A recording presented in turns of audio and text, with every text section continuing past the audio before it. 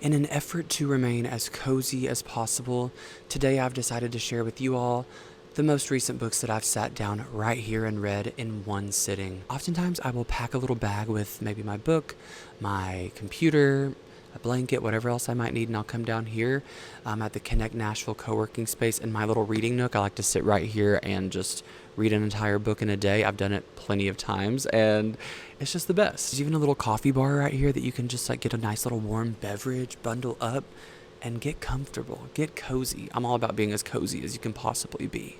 The first book that I read in one sitting was Carnality by Lena Wolf. This book follows a woman, you don't really know her name until about halfway through the book or so.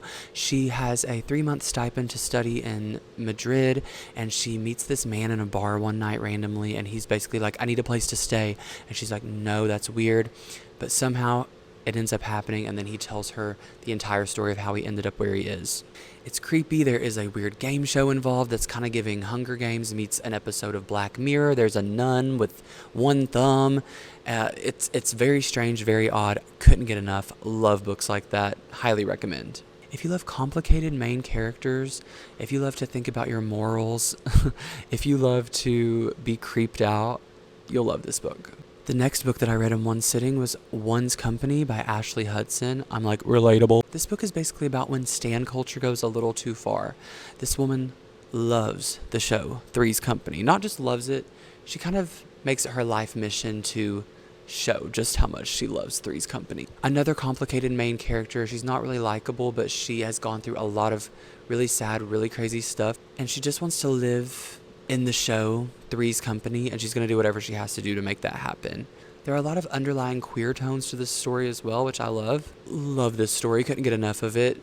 It was one of my favorites of the year. Never heard about a story like this or a book like this. I was hooked instantly, so I highly recommend.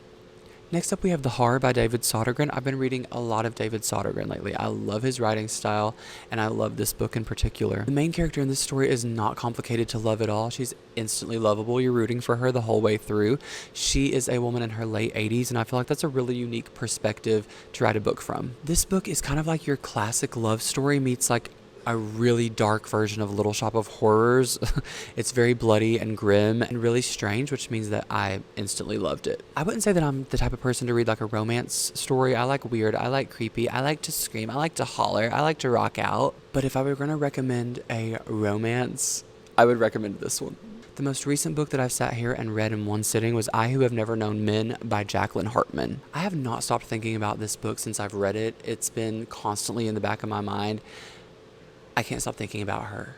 Honestly, I can't say too much about this book because I don't want to spoil anything, but I will give you the basic rundown. The main character is an unnamed woman who has basically been raised in an underground bunker in a cage for her entire life with no recollection of how she wound up there with 39 other women. It is a dystopian, really strange, bleak, beautiful, incredible story of hope and perseverance, and she's a feminist icon and a legend, and I love her. Can't get enough of that book, and I'm going to be telling everybody that I know to read this book for as long as I live. If any of you guys end up reading these books, please let me know. I want to talk to you about them because I haven't been able to discuss them with anyone yet, so please let me know. Okay, that's all I have for this one. I'll see you guys next time.